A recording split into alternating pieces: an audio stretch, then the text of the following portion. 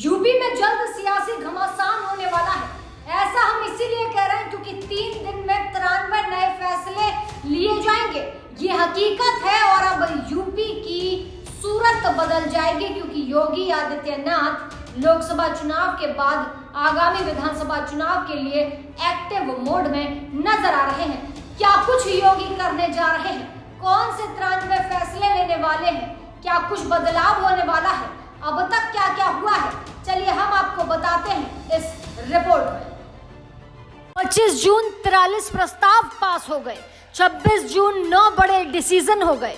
उत्तर प्रदेश के मुख्यमंत्री योगी आदित्यनाथ जब भी कैबिनेट की बैठक कर रहे हैं उसमें दनादन फैसले ले रहे हैं।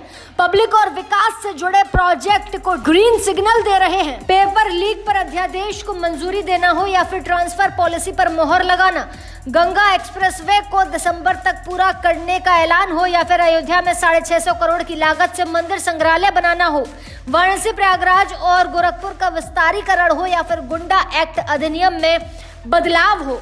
उत्तर प्रदेश के हित में जो भी डिसीजन लिए जा रहे हैं वो योगी बिल्कुल सोच समझकर नहीं ले रहे। उनका विजन एकदम क्लियर है कि उत्तर प्रदेश को उत्तम प्रदेश के बाद अति उत्तम प्रदेश की ओर ले जाना है।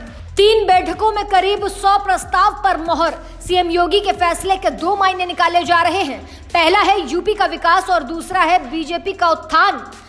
24 के चुनावी नतीजों के बाद योगी जिस तरीके से धड़ाधड़ फैसले ले रहे हैं, कैबिनेट की मीटिंग कर रहे हैं, उससे सवाल उठ रहा है कि क्या इनका कोई चुनावी कनेक्शन है, क्योंकि 2019 के इलेक्शन के बाद एक दिन में इतने प्रस्ताव पास नहीं हुए थे लेकिन अब हो रहे हैं। योगी पहले भी एक्टिव थे लेकिन इस बार योगी की सक्रियता ये दिखा रही है कि इस बार जो भी कमियां रह गई उन्हें वक्त रहते पूरा कर लेना है ताकि फिर कभी सवालों की इतनी बौछार ना हो जितनी 4 जून के बाद से हुई।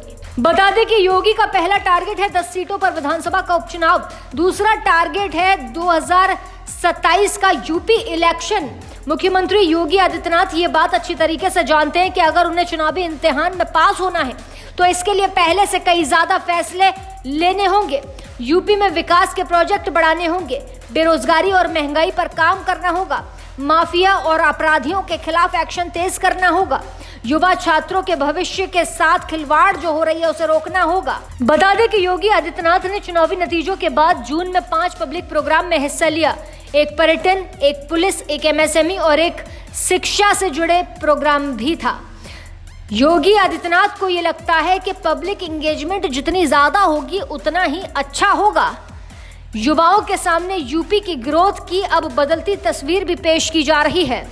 चुनाव होने के बाद योगी ने कई तरीके के फीडबैक भी लिए जिसमें पब्लिक के रिव्यू भी शामिल है और इसी का असर है कि योगी नॉन स्टॉप वर्क कर रहे हैं। कानून व्यवस्था को कैसे बेहतर बनाया जाए इसके लिए पुलिस अधिकारियों से लगातार मीटिंग जारी है। कमियों को दुरुस्त करने के लिए निगम और दूसरे विभागों के लोगों को निर्देश लगातार दिए जा रहे हैं। जनता और जनप्रतिनिधि के बीच तालमेल बेहतर हो इसे सुनिश्चित करने के लिए योगी लगातार लीडर से मिल रहे हैं। किसके साथ मीटिंग हो रही है? संगठन और सरकार के साथ मीटिंग हो रही है, इसमें किसी तरीके का कोई डाउट नहीं कि योगी 24/7 एक्टिव रहते हैं, लेकिन जमीन पर भी उतनी ही एक्टिवनेस रहे इस पर भी उनका पूरा जोर है। और वैसे भी 7 सालों से योगी की यही यूएसपी रही है कि मिशन और विजन का बैलेंस बना रहे।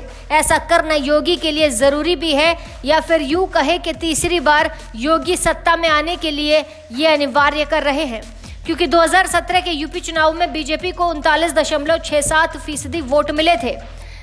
312 सीटें मिली थी। 2022 में ये वोट बढ़ गए, 41.29% वोट मिले, लेकिन सीटें घटकर 255 रह गईं।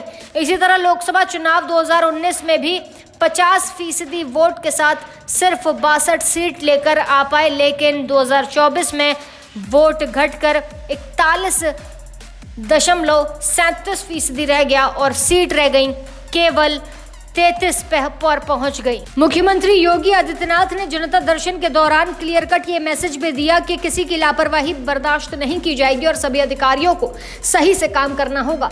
बहरहाल 24 बीत गया, योगी की नजर 27 पर।